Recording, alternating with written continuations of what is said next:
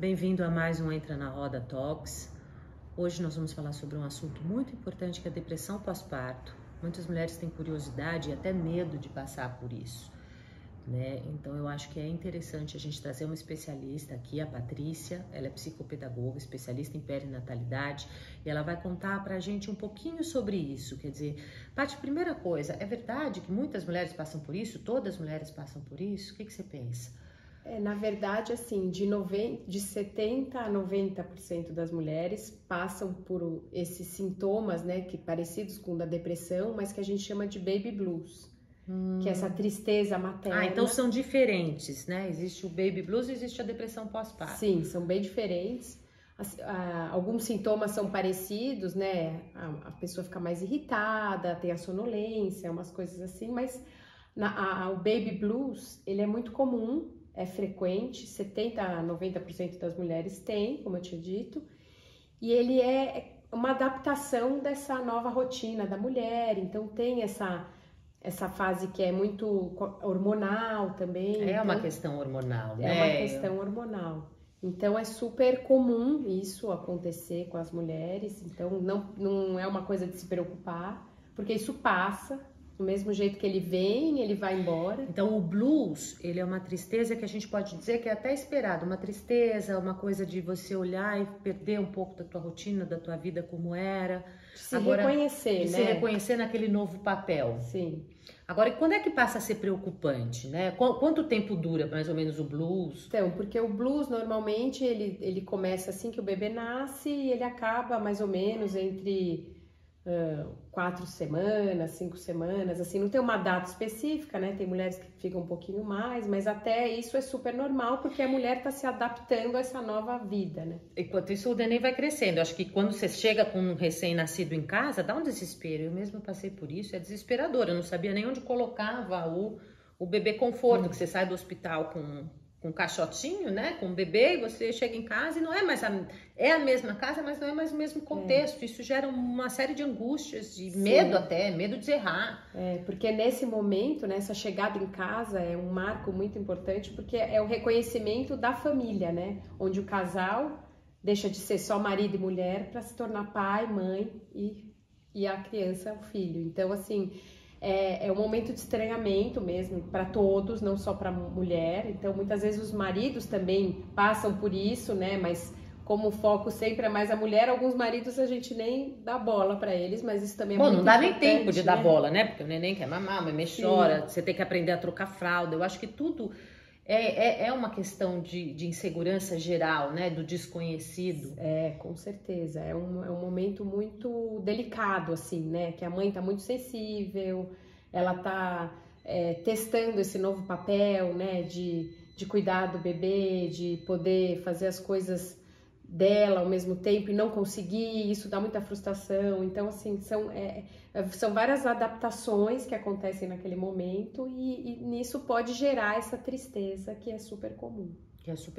Agora, me diz uma coisa, e quando é que a gente tem que ficar preocupado com esses sintomas, né? Na verdade, assim, quem tem a tristeza materna não necessariamente não vai ter a depressão, né? Que eles chamam de depressão pós-parto. A depressão pós-parto, normalmente ela já vem dando sinais antes, ou se a mulher já teve depressão na vida, ou se ela teve durante a gestação, já tem a tendência para ter essa depressão. Então por isso que é muito importante durante a gestação a mulher ser acompanhada, porque assim ela já tem se ela tiver alguma questão, ela já consegue começar a tratar e aquilo lá não virar essa depressão pós-parto que todo mundo tem tanto medo também. Psicologicamente, gente, a gente tem que ter um alerta, porque tem algumas depressões que é necessária intervenção medicamentosa, sabe? Quando a mulher não levanta da cama, quando a mulher não consegue cumprir a função de amamentação, né? Nessas horas, Paty, eu penso que o grupo, né, um grupo de apoio, lógico, como Entra na Roda, fazer aqui meu merchandising, mas assim, a importância também de ter um apoio, né, seja de um parente, de uma mãe. O que você pensa sobre isso? A rede de apoios é muito importante para esses momentos E também a mulher, nesse momento, tem muitas questões em ser medicada, né?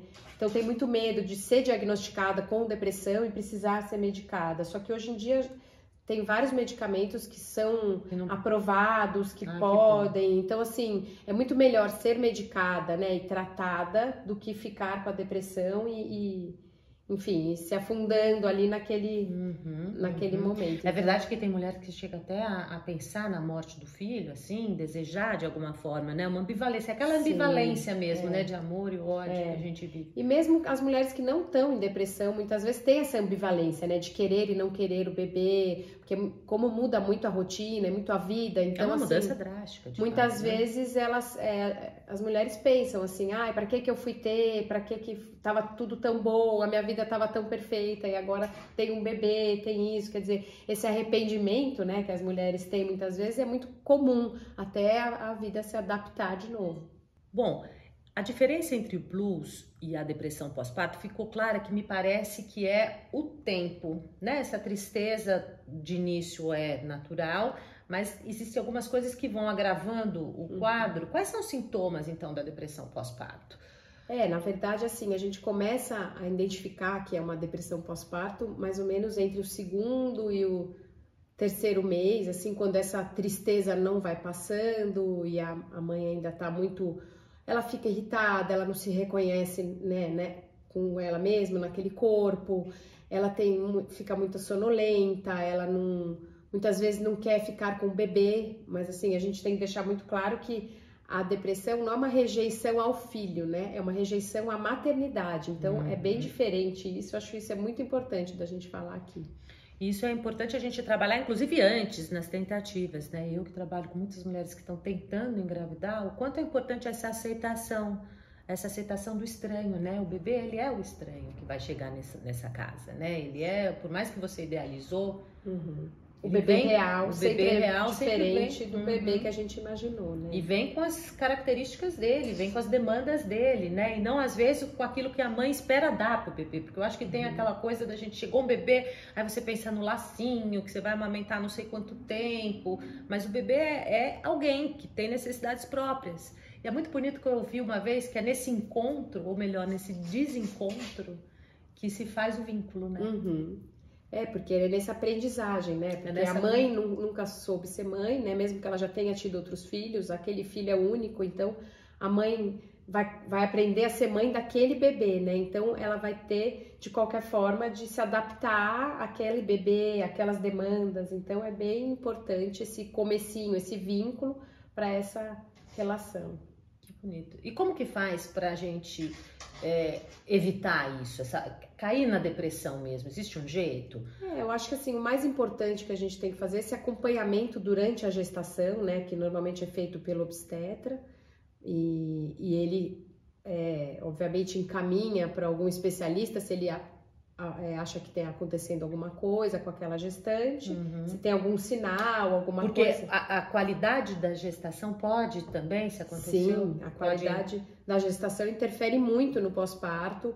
Assim, muitas vezes a mulher teve um luto, perdeu um bebê, daí engravidou de novo, e se aquele luto não foi, né, bem elaborado, aquelas questões todas podem aparecer e aquilo lá de repente vira uma depressão pós-parto. Então, assim, tem todo um acompanhamento que pode ser feito desde as tentantes até a parte do bebê, do puerpério, depois que o bebê chega em casa. E o Entra na Roda tá aí para isso, né, Paty? A gente tem grupos de apoio, acompanhando essas transições da vida da mulher. Então inscreva-se no nosso canal, é muito importante para que você receba todos os nossos novos temas e possa estar com a gente aí em algum momento presencial, se Deus quiser um dia.